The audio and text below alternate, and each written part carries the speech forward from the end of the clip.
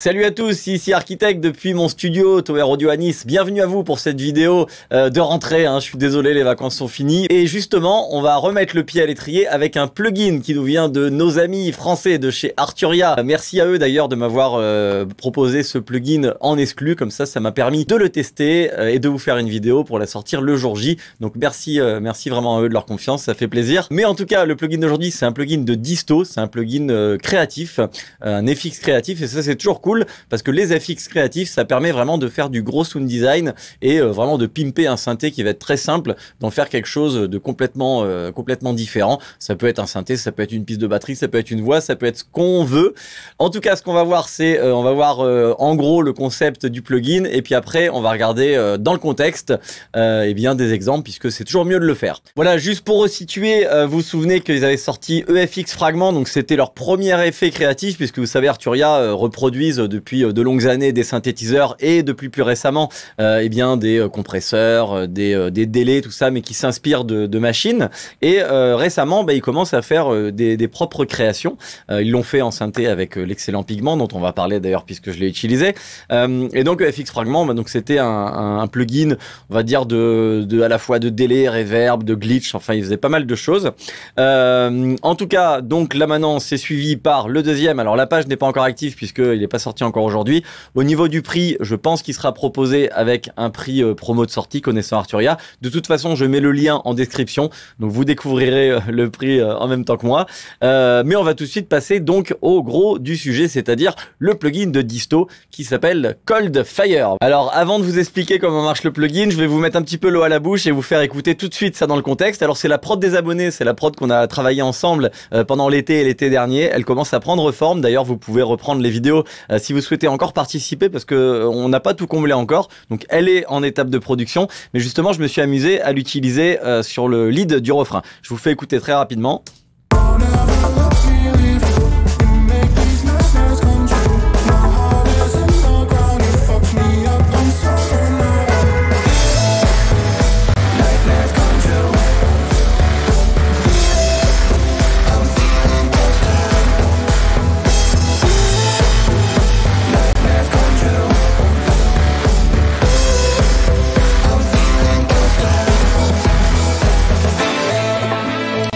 Voilà donc pour l'extrait de la prod. Si ça vous intéresse d'y participer, allez voir sur ma chaîne Prod des abonnés. Alors voici le plugin. Donc je vous fais écouter ça sur justement le lead du refrain. Là je me suis lâché, j'ai mis des modulations un peu partout, on verra ça tout à l'heure. Mais je vous fais juste écouter avec et sans pour vous montrer que vraiment on peut aller très loin dans le sound design et partir d'un son, on va dire, assez basique et le transformer complètement. Donc là c'est sans, je vous fais écouter.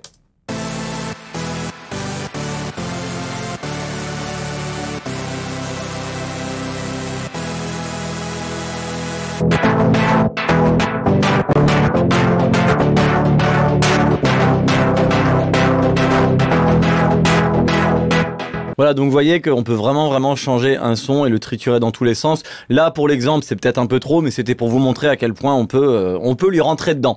Donc voilà, on va voir tout de suite en détail les fonctions de ce plugin. Alors, je vous fais écouter une prod. Je l'ai déjà commencé là dans une autre vidéo. Je continue à la travailler. Peut-être que je vais la continuer. Dites-moi d'ailleurs si ça vaut le coup ou pas, si selon vous elle est intéressante. Bon, du coup, c'est pas mixé ni rien. Il n'y a pas d'arrangement, mais c'était vraiment pour avoir un exemple un peu concret. Et du coup, je les ai mis sur toutes les pistes. J'en ai mis partout pour voir ce que ça donnait. Et comme d'hab, je vais activer et désactiver tous les plugins en même temps et vous allez pouvoir entendre avant et après. Donc là, vous surveillez ici le point jaune pour ceux qui sont pas sur live.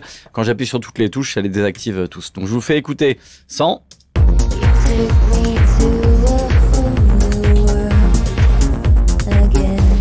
Et avec.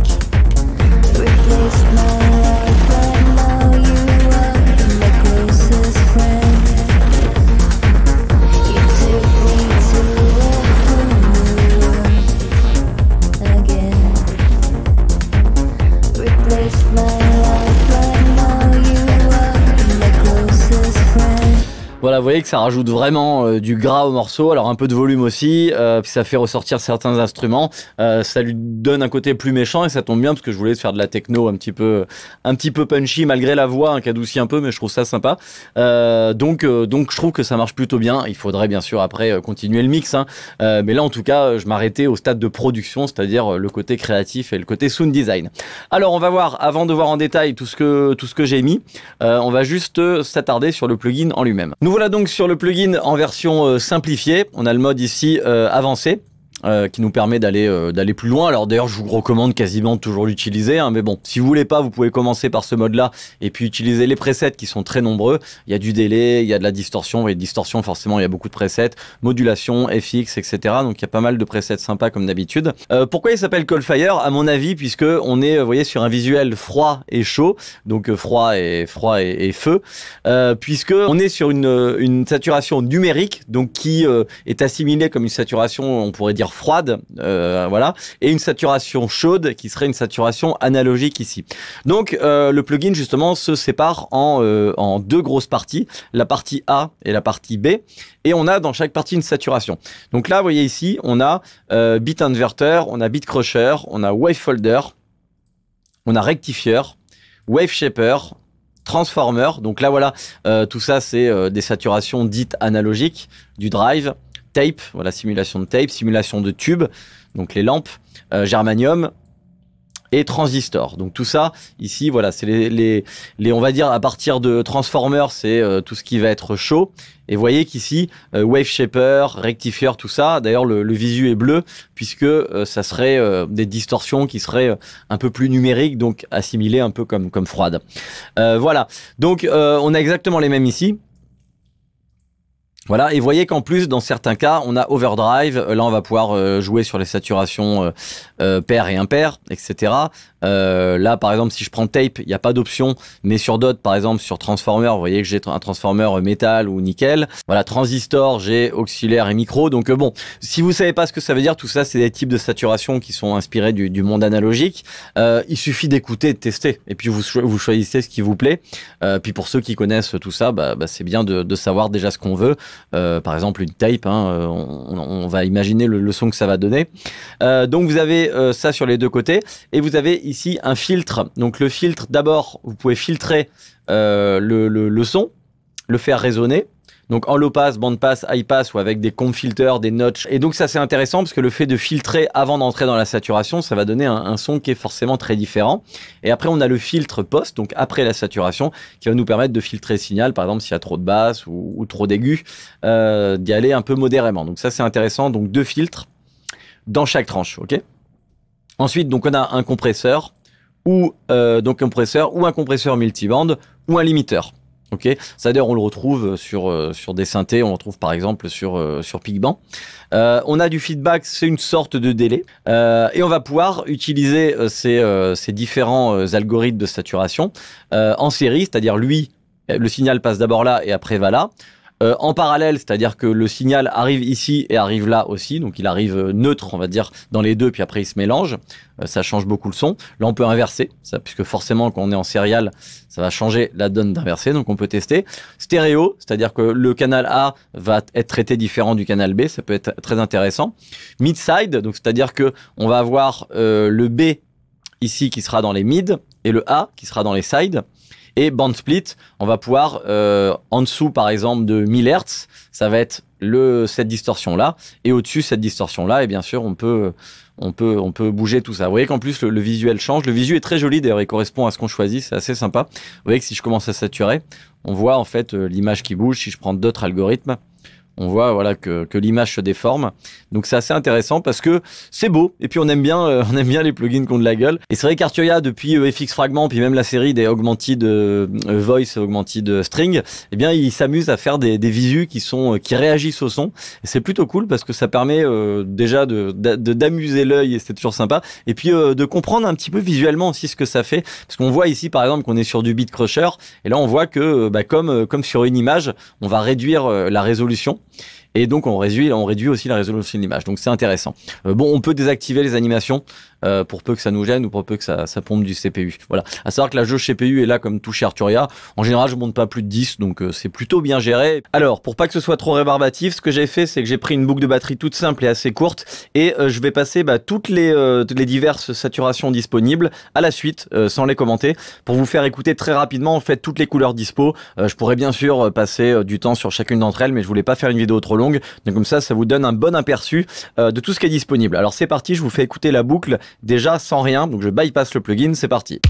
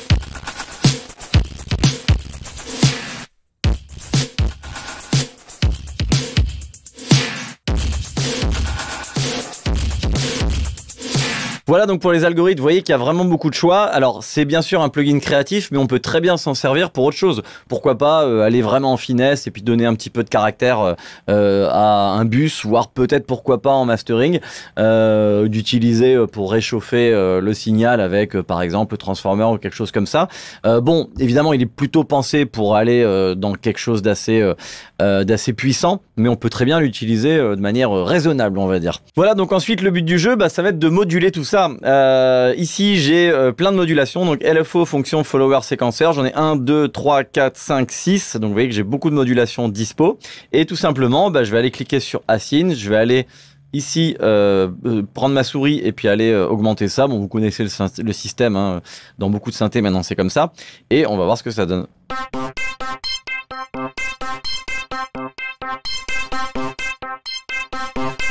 Alors on voit ici le truc tourner.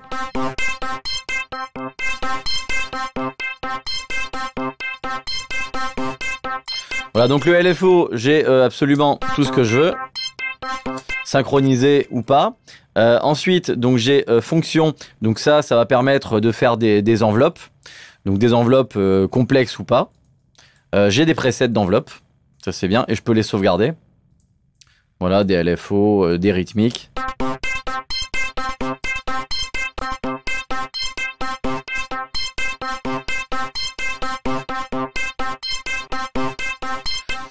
Voilà, je peux donner du random, je peux aller me magnétiser ou pas, je peux aller changer l'échelle, enfin bon voilà, j'ai toutes les options qu'on peut rêver dans une enveloppe comme ça. Ensuite, donc j'ai follower, donc là ça va suivre le signal. Alors attention, il faut aller mapper obligatoirement pour voir ce qui se passe, parce que s'il n'est pas mappé, alors pour démapper, vous voyez je double-clique ici, il n'y a plus rien, et vous voyez qu'ici, il se passe rien. Donc il faut que je fasse assign, que je le mette, voilà. Et là, je vois mon signal qui rentre. Donc, en fonction de mon signal qui rentre, je vais aller plus ou moins faire bouger ma modulation.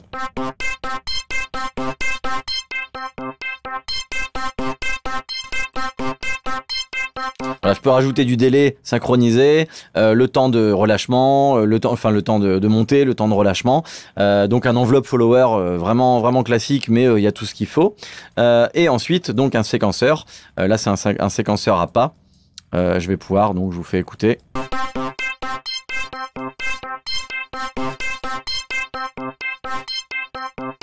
Voilà, je peux mettre du swing, du random, lisser tout ça avec le smooth et aussi changer l'échelle. Bon, il n'y a pas de preset, là, ça aurait été bien de pouvoir sauvegarder des presets ou d'avoir quelques presets en avant, en arrière. Bref, un séquenceur, tout ce qu'il y a de plus classique, mais avec toutes les fonctions possibles. Donc, vous voyez que il y a quand même pas mal de modulation. Je peux aller copier ça ici, le copier dans la 1, la 2, la 3. Et tout ça fait qu'on peut aller très loin dans les modulations puisqu'on peut absolument tout moduler. Je vais pouvoir moduler le filtre. Voilà, le filtre, je vais pouvoir moduler l'input, l'output, la couleur, le dry wet. Ici, je vais pouvoir moduler aussi le fait que ça passe de l'un à l'autre quand je suis en parallèle. Je vais pouvoir moduler le compresseur, enfin tout en fait. Je pense que y a pas de, j'ai pas trouvé en tout cas de paramètres, sauf peut-être là ici le filtre qui était pas assignable à une modulation. Mais donc on peut tout moduler dans tous les sens. Donc autant vous dire que on peut aller super loin.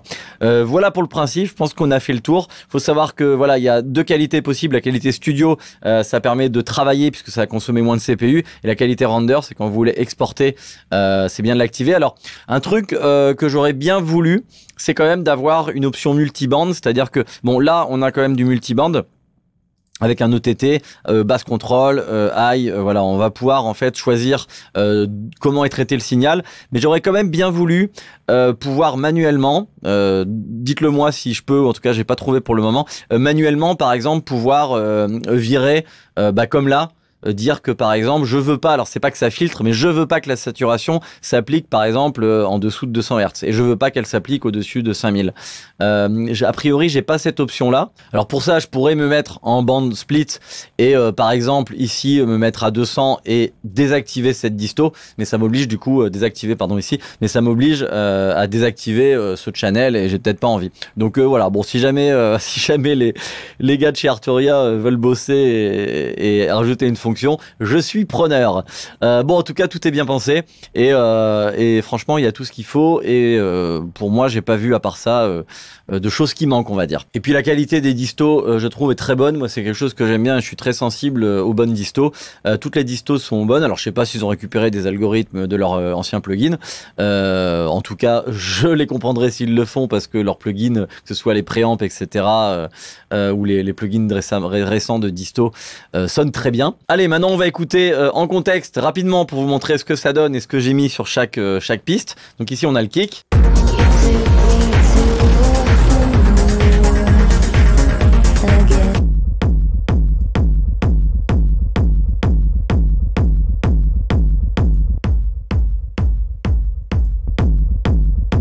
Voilà, donc pour avoir un bon méchant gros kick, là j'ai utilisé un preset que j'ai un petit peu pimpé à ma sauce, mais là pour le coup ça marche bien pour avoir du kick bien techno. Alors sur les drums, vous voyez que j'y suis allé quand même mollo, mais c'était pour donner un peu de vie justement à ces drums.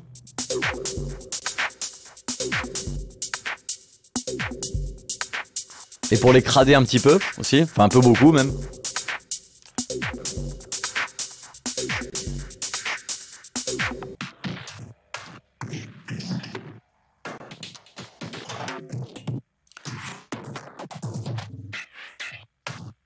Alors là, il y a de la modulation, vous voyez, et on voit que cette courbe ici, quand je clique là, on voit qu'elle est sur le Wave Shaper. Si je vais ici, là, dans Fonction, j'ai une sorte de LFO.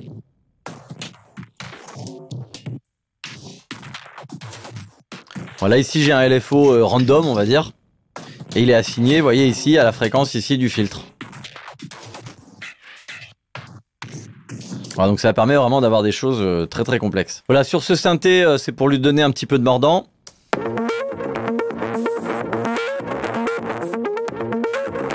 Un peu beaucoup.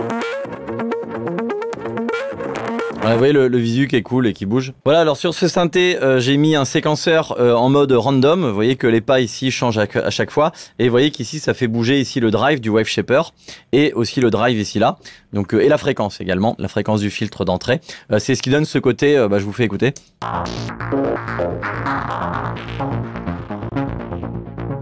Donc là, c'est 100.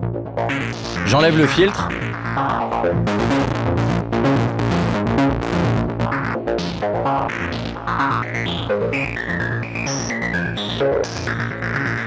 Voilà, c'est vraiment le filtre avant de passer dans le drive qui se balade. Ici, voilà, de 400 jusqu'à à peu près, je sais pas, peut-être 2000 ou 3000. Et avec la résonance, ça donne cet effet justement un peu synthé modulaire qui est plutôt cool. Et ça, c'est très bien d'avoir mis un filtre. Alors, on peut l'utiliser comme un filtre classique, mais de filtrer avant d'entrer dans le drive, vous voyez que ça change vraiment la donne. Je vous refais écouter. Donc ça, c'est avec et sans.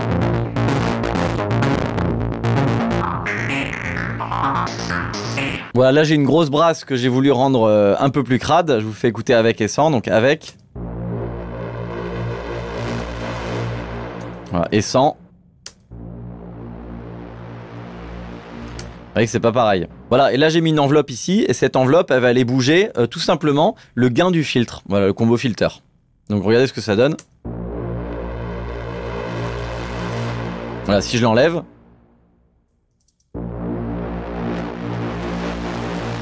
Voilà, il n'y a pas cette résonance qui se déplace, donc ça apporte quelque chose. Là pareil, donc j'ai voulu rendre tout ça très méchant, je vous fais écouter avec.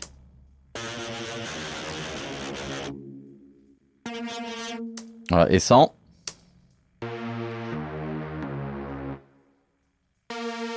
Avec le son là, n'a strictement rien à voir. Là j'ai utilisé Pigment, quelque chose d'assez basique comme preset, mais là tout de suite de le crader comme ça le change complètement.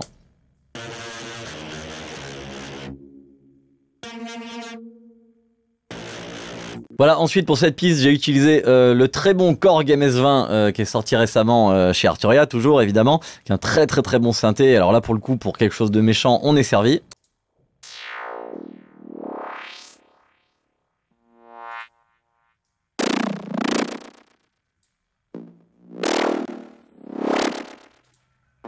Voilà, pareil, ça lui donne de la modulation et puis un son un peu bizarre. Voilà, et là on a une séquence qui tourne donc avec Pigment.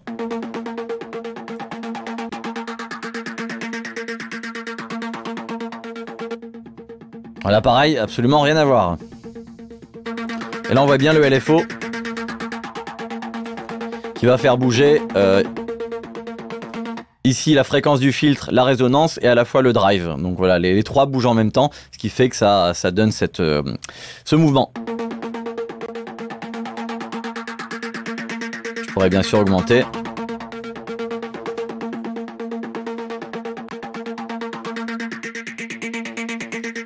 Alors avec ce plugin, on n'est pas là pour être propre, c'est sûr, mais vous savez, moi j'aime bien tout crader. Bon, quoique là c'est un morceau techno, j'aurais fait évidemment beaucoup moins violent et beaucoup moins saturé si c'était des morceaux pop, mais ça pourrait marcher puisqu'on peut donner de la vie de manière plus subtile et ça peut être très intéressant aussi. Et puis maintenant, de toute façon, la saturation, elle s'utilise quoi qu'il arrive dans tous les styles. Donc voilà, qui que tu sois, quoi que tu fasses, comme dirait notre ami Jean-Jacques, eh bien utilise de la disto, je te le recommande puisque tu es obligé de le faire. Voilà, que ce soit chez Arturia ou ailleurs, distord tout, c'est comme ça qu'on arrive à faire des tubes. Bon, j'exagère un peu, mais pas que. Bref, on va se quitter. Merci de m'avoir suivi, merci encore à Arturia de m'avoir fait la primeur pour m'offrir ce plugin en avant-première. J'espère qu'il vous plaira. N'hésitez pas à me dire dans les commentaires si c'est quelque chose qui vous intéresse, à me partager aussi vos distos préférés. Peut-être qu'il y en a que je connais pas, lesquels vous aviez l'habitude d'utiliser. Voilà, donc abonnez-vous, mettez la cloche, mettez un like, puisqu'il y a pas mal de vidéos qui sont à venir là, puisque c'est la rentrée. J'ai gardé plein de trucs pendant l'été que j'ai pas sorti, donc il y a des choses qui arrivent, notamment l'émission sur le mastering. D'ailleurs, vous pouvez faire appel à mes services pour du mastering, puisque je possède un studio de mastering, c'est mon métier. Donc n'hésitez pas à aller voir www.tower-audio, c'est marqué là en bas, pour aller voir ce que je fais, et puis n'hésitez pas à me contacter. Eh bien, on se retrouve quant à nous tous les mercredis à partir de 19 h pour du live. Je vous souhaite une très bonne rentrée, bon courage, et puis faites des prods, et à très vite, ici ou là. Ciao!